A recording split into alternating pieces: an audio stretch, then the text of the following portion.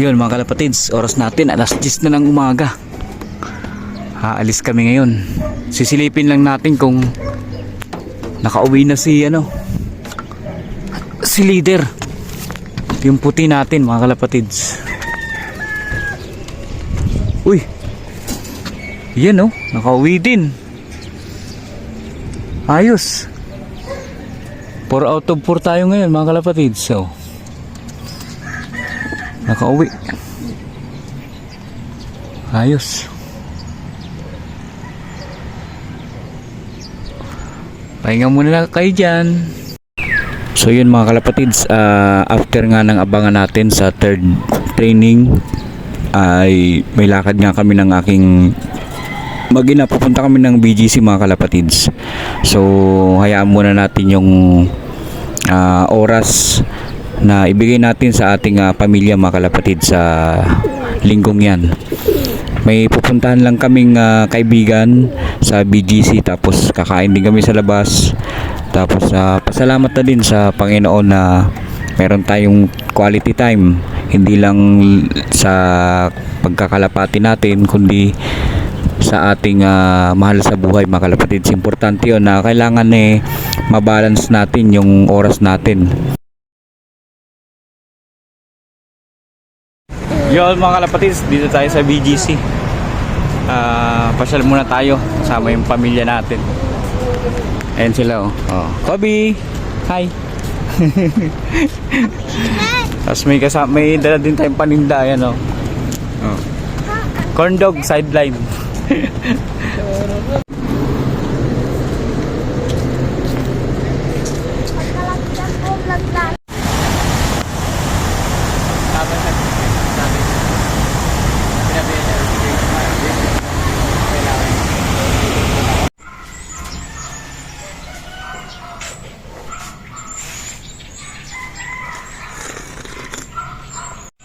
Good morning mga kalapatids. Wala tayong ngayon na abangan. Nakakamiss agad isang araw pa lang nakalipas. So March 16 ngayon, wala tayong loading mamaya. So bukas pa. So makakapagpahinga yung mga ibon natin ng mahaba-haba. Tapos naisip ko lang, namimiss ko na silang rumuronda dito sa atin. Kape tayo mga kalapatids.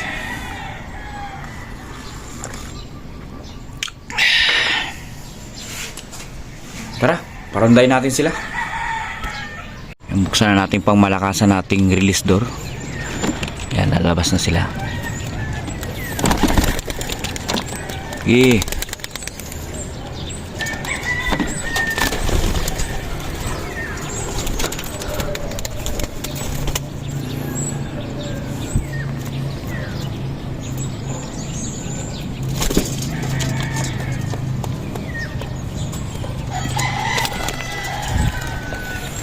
Okay na yan, baka lumabas din yung natin, breeder nating isa.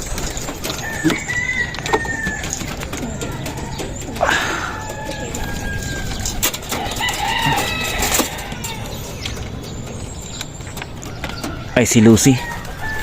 Palabasin natin si Lucy. Ayan, lumabas na mga kalapatids. Ayan. Ngayon lang natin sila naparonda. Mula na nag-umpisa yung natin, training. Ayun na sila. Ayun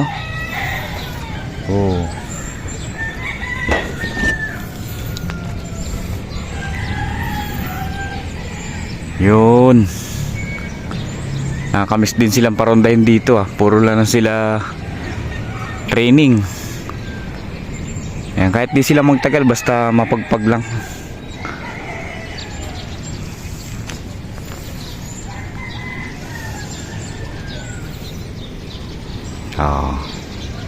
Di mag-raging yan kasi kasama yung breeder na brown, asawa ni Lucy. Madaling bumaba yan matanda na rin kasi. Pero pa lang yan, mag 2 years old pa lang, kaso tamad na rumonda. Yun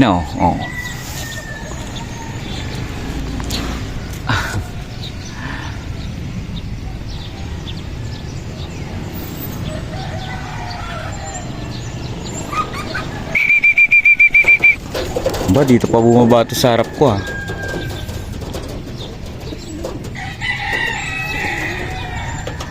Yan.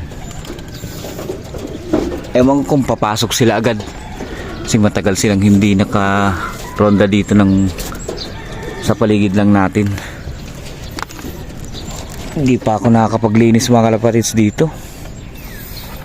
Yan o, kapal na ng dumi.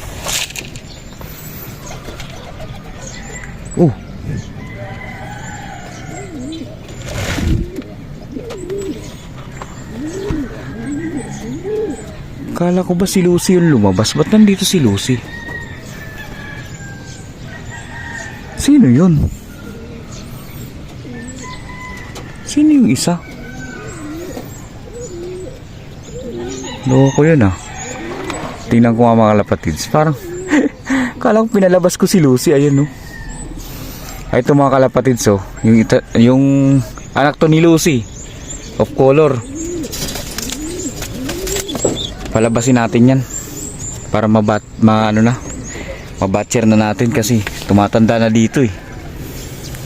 Palabasin natin. Ano ka dito?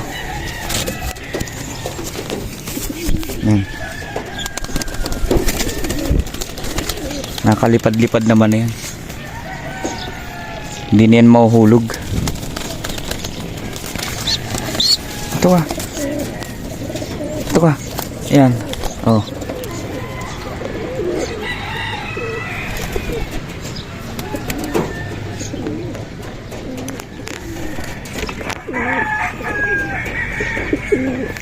Si Pearl Eye pala mga kapatids.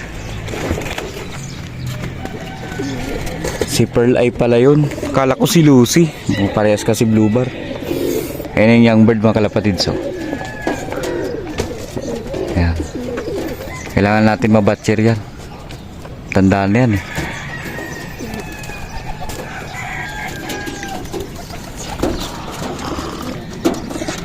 Gahabulin ng dalawa. Si leader.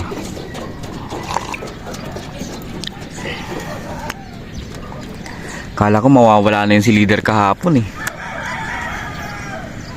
Yan o. Pero di ko rin alam kung anong oras siya nakauwi. Pero umaga din. At least hindi siya inabutan ng hapon.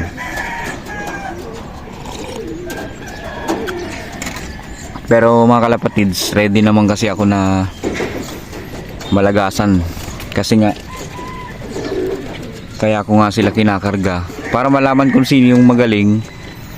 At para mabawasan din dahil nga pinapaalis na tayo dito sa loop natin, pinapaalis itong mga kalapati natin. So kaya kinakarga natin sila. Nawalan na tayo ng 3. Yan dapat si Blue. Dapat nawala na yan eh. Kaso lang nagkaitlog. Kaya di na natin kinarga. Tapos mga kalapatids, yung itlog ni Lucy, fake egg na yan mga kalapatids. Ayan. Fake egg na yan. Pinalitan natin ng fake egg kasi lumilipad nga siya. Tapos yung egg niya dito natin nilipat. Ayan o. Yan na yung pinayaya natin kay Blue. Kaya si Blue hindi natin ikakarga na. Gagawin na lang natin siyang yaya.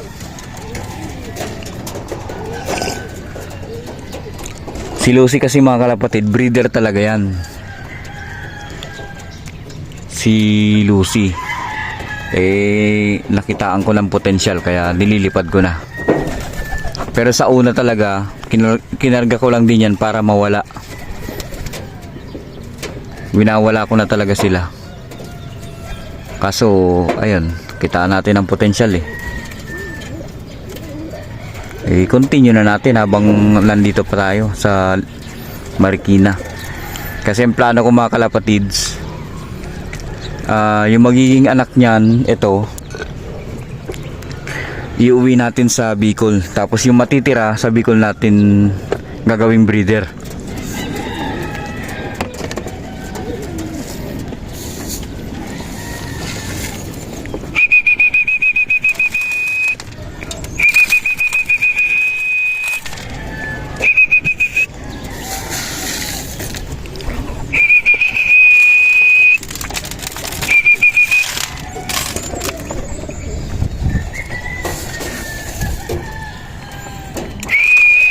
Naghahabulan lang sila sa labas eh. Ayun yung bird natin. Turuan natin mag-trapping.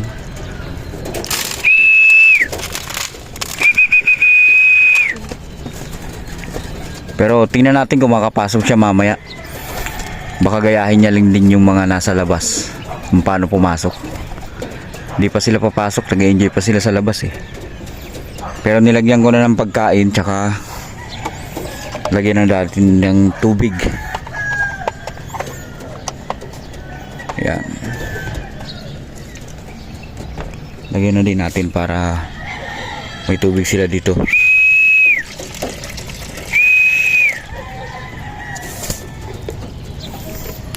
So bukas March 17 yung basketing natin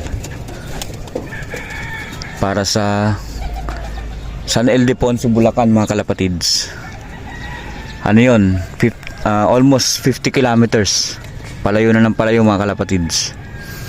At inaasahan ko dito si Lucy. Ayan o. Lahat naman sila inaasahan ko, pero si Lucy kasi yung lagi natin tinatayaan sa pooling. Yung dalawa di ko na tinayaan kasi kita nyo naman yung performance. Minsan tanghali na dumarating. Laging cut off. So iyaano natin, si Lucy nilang tatayaan natin. Malay mo makachamba siya ng pooling. Ang bibilis kasi ng mga mga player sa NHPC Marikina mga kalapatids. Shout out sa inyo mga player ng NHPC. Grabe ang babangis. Ang gagaling ng mga ibon nyo. Ang galing nyo mag-alaga. Kodo sa inyo mga kalapatids. Bilib ako sa bilis ng mga ibon nyo. Grabe. 1-4 speedan. Napakabilis. Shoutout sa inyo lahat. So yun. Hayaan ko muna sila sa labas. Mukhang okay naman sila dyan, tumambay muna. Hayaan muna natin sila dahil hindi pwedeng madurog sila sa training. Kailangan makapagliwaliw din sila dito sa atin sa lugar natin. Kaya pinaronda ko muna sila. Wala naman basketing mamaya, bukas pa. So mahaba-haba pa yung pahinga nila pagpasok nila dito mamaya. Ito si si Puyo, di pa napipisa yung niya, itlog. So yun lang mga kalapatid sa araw na ito. Maraming salamat. God bless.